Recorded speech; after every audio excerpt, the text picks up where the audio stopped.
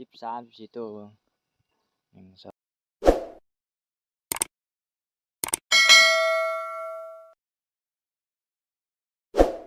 ลูกเอากินกาแฟ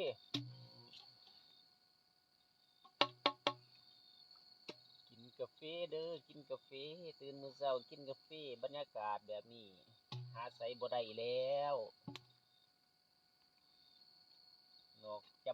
กจากธรรมศาสตร์เมืองลาวอันนี้แหละเพิ่นว่า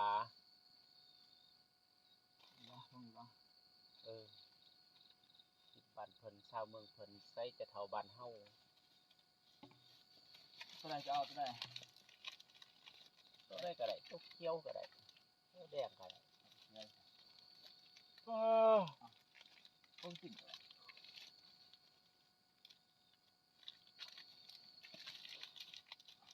จองอันนี้นี่จองเล็กนี่อันหนึ่งนี่เจ้าของเขาเอาเมื่อบ่ฮะบ่ของเขาเอาเมื่อบ่จองเล็กสบายดีตอนเช้ากินกาแฟก่อนพี่น้องนี่จะออกไปยามมองยามเบ็ดกูเนี่ยมาใส่เบ็ดใส่มองไว้ตะวันนี่ตื่นเช้าจะออกไปยามถึกตะปลาซิวถึกตะปลาซิวกินกาแฟก่อนถึกตะปลาซิวเต็มผูอันนี้กำลังหาโมงเมื่อคืนนี้5 โมงเช้าพี่น้องเลยไอ้ขี้ขานมาเบิ่งป่าบ่อยากกินเกงแต่น้ำเนืองเป็นจังซั่นก็ต้องนี่บ่ปลาขอบ่อยากเกงปานใดน้ำมีเรื่องต้องทางยางไปเข้าไปยางแก็บแปะยางเอาบ่ลองสังจะถือฉันลองจะถือบ่ลองถือลองก็ใส่เกือบเด็กเกือบอายกันนี่มาหาแต่ลอง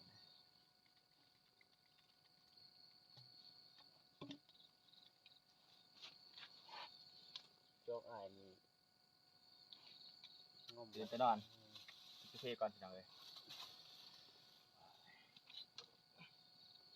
อะไรปอดไหมกินกาแฟแล้วก็อยากคุยกันนิดบรรยากาศ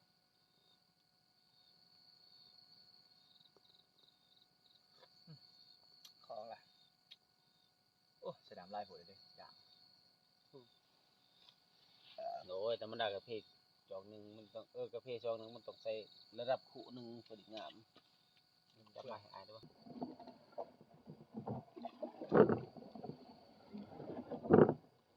โอ้หมวกที่อยู่ใส่หมวกลูกหมวกไปดิงานบ่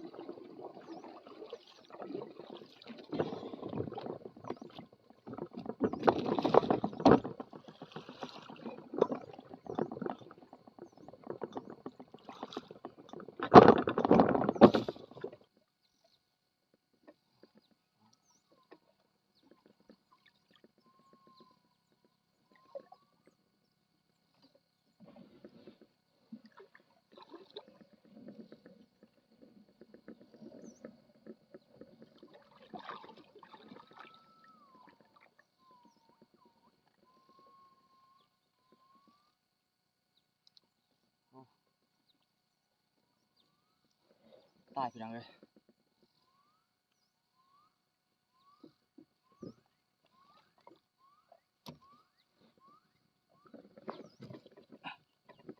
ตายเลยรับกินข้าวเว้นเงียบไปชิว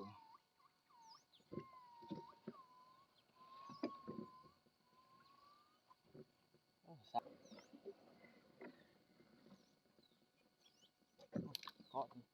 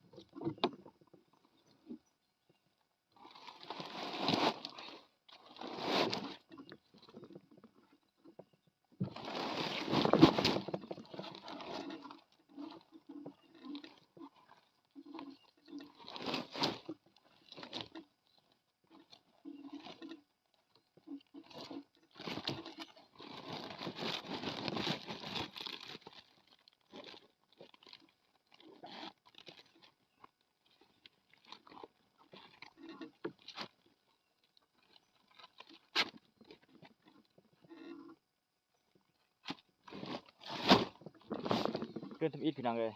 ผลงานขึ้นแหละก็บ่มันปานใดพี่น้องมองมองสีด่างพี่น้องเอ้ยมองสีด่างได้อยู่13-14ตัวเบิ่ง1 2 3 4 5 6 7 8 9 10 11 12 13 14 15 16ตัวรวมทั้งปลาขอพี่น้องนี่ปลาขอกินเบ็ดมื้อแรงสิใช้เบ็ดเพิ่มพี่น้องก็สำหรับคลิปนี้ก็สิมีแต่สำนี้เนาะพี่น้องเนาะก็สิลาท่านผู้ชมไปสำนี้แล้วก็ติดตามในคลิปหน้าพี่น้องติดตามใน EP ต่อไปพี่น้องเพราะว่าจะอยู่2คืน3คืนนี่แหละอันนี้กำลังคืนแรกพี่น้องจะได้ฝากเป็นกำลังใจให้เด้อพี่น้องเด้อในการเฮ็ดคลิปพี่น้องสำหรับคลิปนี้ก็บ๊ายบายพี่น้องสวัสดีพี่น้อง